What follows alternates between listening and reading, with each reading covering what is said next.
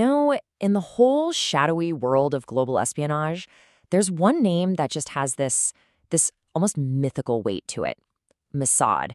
We're talking about Israel's national intelligence agency, and somehow it's got a reputation that feels way bigger than the country it serves, right? It conjures up these images of insane operations and this ruthless efficiency that honestly feels like it's been ripped straight out of a spy thriller. So, let's get into it. And right off the bat, this is their official motto. I mean, just let that sink in. It's not about defense or intelligence or just observation.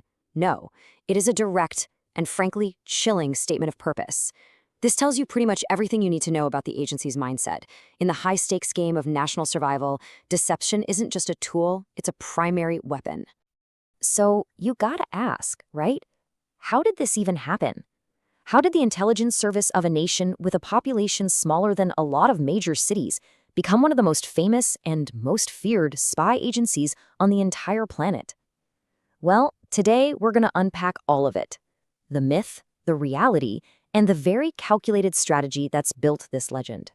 Now, the legend of Mossad, it didn't just happen by accident. Oh no, it was forged in the fire of these incredibly audacious, almost unbelievable operations. These are the stories that, and for good reason, have been turned into blockbuster movies, because a lot of the time, they really are stranger than fiction. Okay, so this timeline really charts the agency's dramatic rise to fame. In 1960, they completely shocked the world. They tracked down and literally kidnapped the Holocaust architect Adolf Eichmann from Argentina.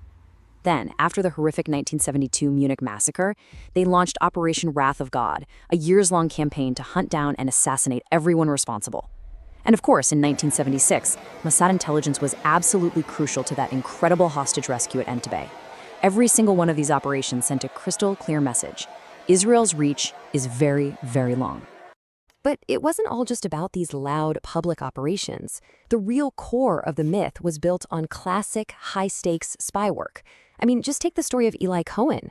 This guy was an Israeli clerk who went deep undercover in Damascus. He worked his way into the absolute highest levels of the Syrian government, becoming so trusted that he was actually being considered for the role of defense minister.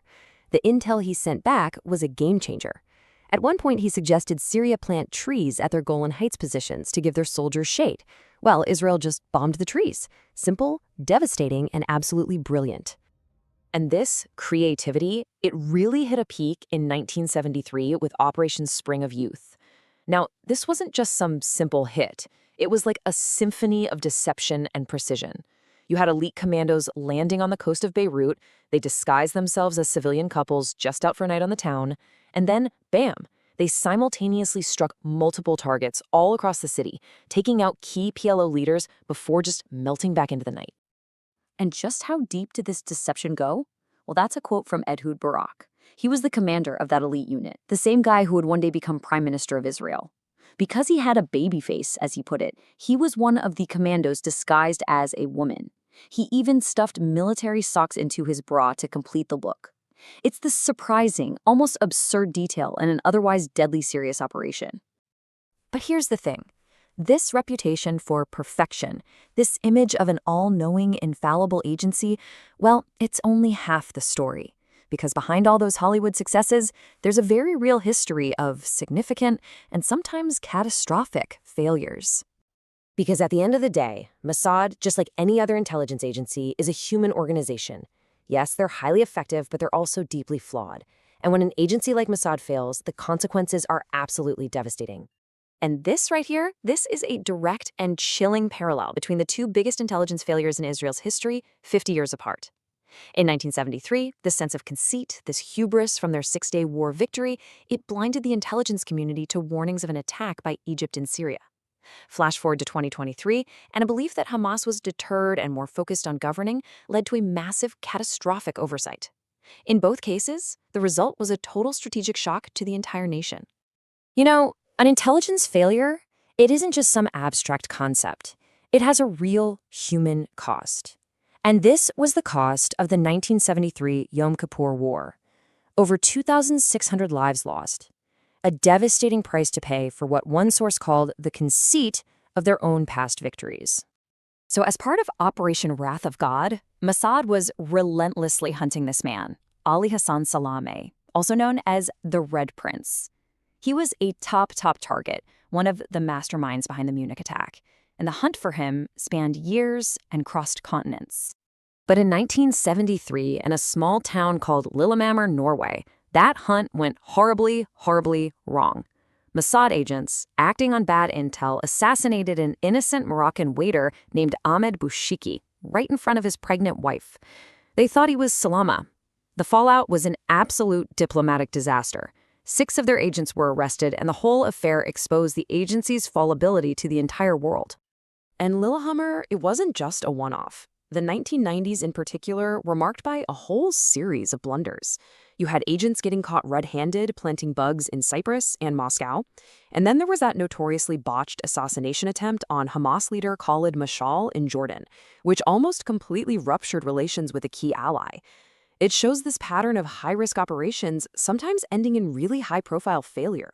So if Mossad is both incredibly successful and dangerously fallible, then what really defines their approach? Well, this brings us to the core of the Mossad playbook, a doctrine that is built on audacity, on creativity, and on the strategic use of fear. I mean, just look at this toolkit. It literally reads like something out of a James Bond movie. They've allegedly used poison toothpaste to take out a terrorist leader, phones that explode, and even a remote-controlled AI-powered machine gun to assassinate an Iranian nuclear scientist. They're absolute masters of the unconventional, and they're willing to take risks and use methods that other agencies just wouldn't even dare to consider. And this quote from a former deputy head of Mossad, it really gets to the absolute heart of their strategy. These wild methods, the very public assassinations, they serve a dual purpose. It's not just about getting rid of a target, it's psychological warfare. The whole point is to make Israel's enemies feel like they are never, ever safe. Not anywhere. A core, and let's be clear, a deeply controversial part of this playbook is the use of extrajudicial killings. Basically, it means acting as judge, jury, and executioner, all outside of any formal legal process. Now, from Mossad's perspective, this is a proactive, preventative measure. It's a tool they see as necessary to disrupt terrorist networks before they can strike. But it absolutely operates in a deep moral and legal gray area. And here's a quick, sort of declassified look at the complex machinery behind it all. The agency's broken up into all these specialized branches for everything from developing new spy gadgets to running the covert operations themselves. It's this structure that lets them pull off such incredibly intricate missions. Okay, so let's bring all this together. When you look at these stunning successes side by side with the damaging failures, a really clear picture starts to emerge. And it's this. Mossad's reputation itself is one of its most powerful weapons.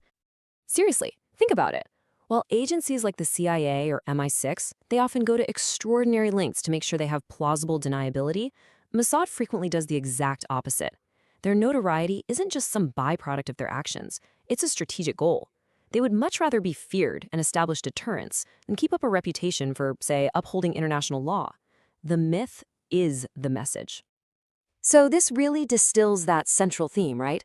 On one hand, you have the myth, an all-knowing, infallible agency. But the reality is a human organization, highly effective for sure, but also deeply flawed. The myth is all about those Hollywood-style feats. The reality is about a willingness to take extreme, dangerous risks that others won't. And finally, the myth says they're motivated purely by justice.